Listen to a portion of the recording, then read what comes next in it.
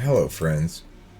My name is Host Eric, host of Talking with Fat People, and I'd like to share with you an odd quirk that seems to afflict perhaps 80% of ENTJs, but not all of them. And I'll tell you about the quirk in a second, but before I do that, I want to offer the following notation. I typed a really cool, really reflective, and deep ENTJ the other night. And one of my takeaways from it was they come in various stages of growth, So let me just note that. I really enjoyed my conversation with this person, and I'm 100% certain it's an ENTJ. So, having said that, now let me talk about ENTJs. I also really like Chad Crandall, and he and I have talked on a few occasions in the past, and had a great conversation with him. Really smart. Same as this guy I took the other day. Yeah, now, making a lot of sense. You need to be clearer. Now let's talk about the ENTJ quirk that I wanted to talk about. ENTJs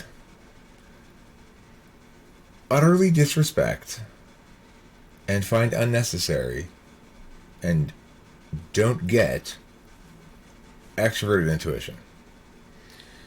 So let's talk about one example ENTJ, C.S. Joseph. He's so antagonistic and or completely blind towards extroverted intuition that he typed, get this, Ben Shapiro as an ISTJ. Seeking an E. Well, of course, because ideas aren't really... You don't need an E to come up with ideas. Yeah, I know he's got a lot of good ideas, but it's the same thing as my few ideas, and, it's not really a thing. Not really a distinct thing at all. That's why, sure, of course, like, somebody who's super ideational might be an ISTJ. Because ideation doesn't mean anything.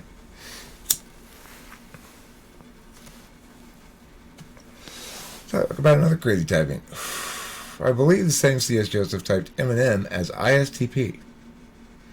A freestyle rapper as an ISTP. Well, what does that tell you about C.S. Joseph's perceptions of extroverted intuition? Now, granted, C.S. Joseph would never be able to freestyle rap anything, but he assumes he could if he applied himself to it, because, after all, he doesn't use any special kind of attention. Because if it does, it's called extroverted intuition. Only somebody who is completely... has zero respect for extroverted intuition could type Eminem as an ISTP. Now, I'm on to the one I actually want to talk about. There's another ENTJ out there who also disrespects and doesn't get, at all, extroverted intuition. And his name is Dave Superpowers. This is Nathan here. Dave Superpowers typed Nathan as an ISTP, polar NE. I have been so curious about in my life. What happened to the video I actually wanted to watch? This one. So, let's go here. Skip past Love Lou. No offense, Love Lou, but I want to get to Nathan. Here he is. Can someone explain to me why? You look at yourself in the mirror and you think, yeah, I look quite good. Then you watch yourself back. Skip into it a bit. Caffeine. Okay, so anyone who's wondering why they should listen to me when it comes to relationships, you shouldn't. Honestly, I think it's a terrible idea to listen to me. I've often said when discussing politics or religion or morality or relationships with my friends, if we lived in a world that followed my ideas, it would be a terrible world and a terrible society. So that's my disclaimer. When I was quite young, I think around 9 or 10, my parents divorced, and they're both people that are, attractive, charming, and like to be in relationships. So from a very young age, I've seen a wide spectrum of relationships. I've seen them work and fail, often work and fail at the same time. I've seen mistakes be repeated very consistently, and I've been very... Alright, so let me just point something out here real quick as to what he's doing before he launches into anything he's going to tell us, he explains all of his personal experiences that have informed his understanding so that we can better contextualize what he's telling us. That's a very SI thing to do. But note that Dave Superpowers type 2 has an ISTP, which is SI ignoring. SI countervalued.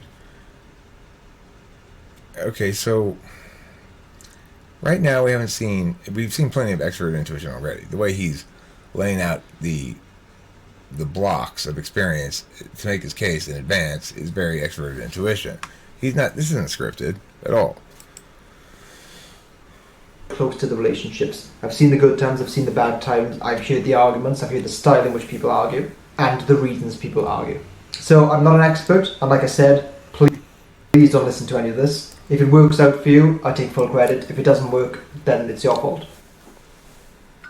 Well said. We seem to inherit this one-size-fits-all idea of what a relationship should and shouldn't be. In reality, it's your relationship and your rules. So these are 3 areas in a relationship where you could be conforming, where you don't have to. Okay, number 1.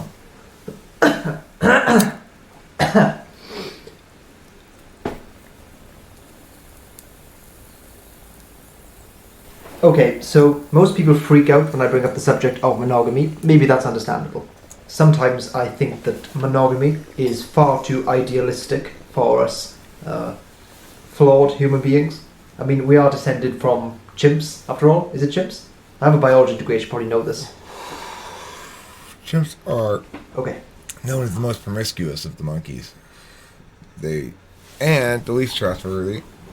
They're constantly cheating. So, Tim Burton and Helena Bonham Carter were famous for living in separate houses while they were together. I think they are not together anymore. But still, moving in together is a very, very big commitment. And personal space is something you don't really appreciate until it's gone. Being in a relationship yet having 2 very separate lives I think can be beneficial for some people, especially if you're prone to feeling claustrophobic in relationships. Also, living with someone 24/7 can kind of demystify them, and unless your partner's secretly a serial killer, I think mystery is a good thing. I don't know about that. Okay, so the last point on conformity is length of time of the relationship. Okay, so this is kind of a weird one. I know the first 2 are weird, but this is even weirder. I'm often surprised by how most people enter a relationship expecting it to last basically forever, or at least not having a time frame in their mind. It might be good if we classify relationships in advance as short-term, medium-term, long-term. That may allow you to be more adventurous in the short-term relationships and be more patient in the long-term ones. Some people can come into your lives and be very fun and very wild. Others are slow burners. Okay, it probably sounds like I'm against the idea of relationships. That's not true. Okay, hold on there, Mr. Nathan. Hold your proverbial horses, okay? Because you're letting them run wild. You're letting them run amok. Everybody has to begin a relationship assuming it's going to last forever. Acting as though it will. Behaving as though it will. In other words, not having 1 foot in the water and 1 foot out. You got to be all in or all out. It's the only way to meaningfully deal with relationships. There's no such thing as short and medium term relationships. They're just failed relationships, and one's the last. Harumph. He's obviously extroverted intuition. He's not any polar. Who would type this guy as an ISTP? Oh, I forgot. He's not just a regular ISTP. He's a play, sleep, dance, and plant ISTP, I believe. Or maybe he's a hero think, play, plant, dance, fire, or something like that. So that's why he seems nothing at all like an ISTP, but is still an ISTP. Despite having obvious extroverted intuition and the fact that ISTPs are unipolar. Well, not his subtype. His subtype of ISTP somehow magically has extroverted intuition. No, Dave Superpowers, that's stupid bullshit.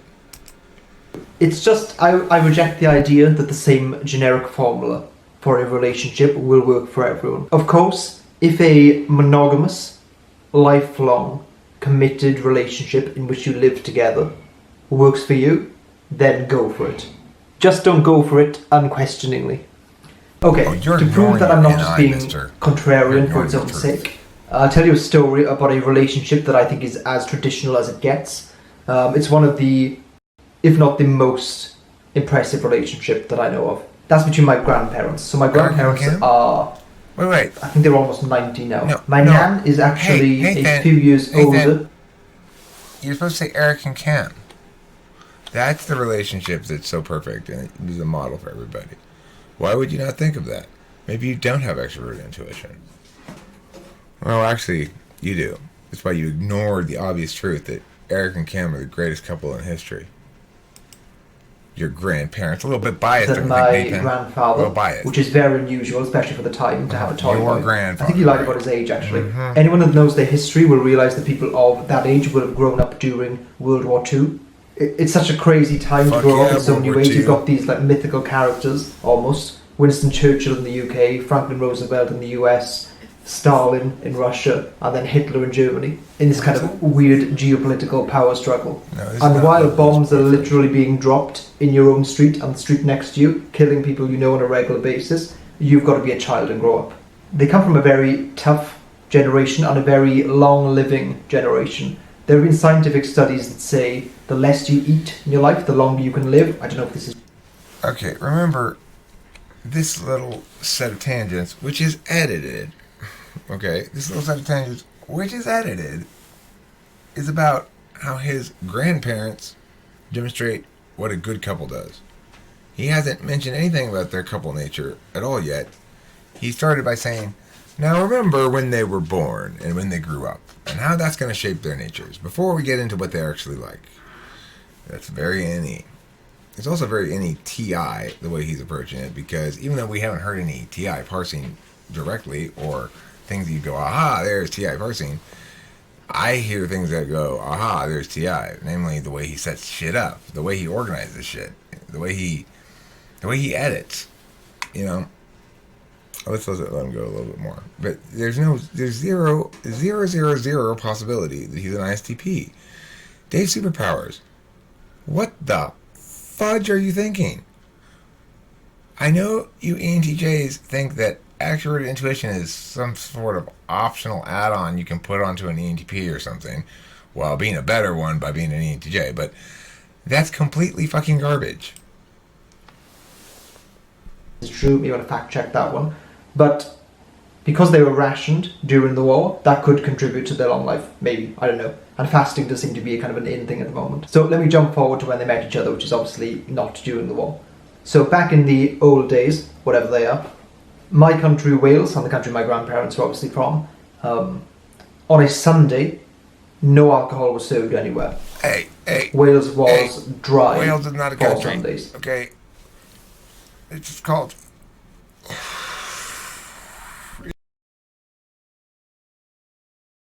Eastern...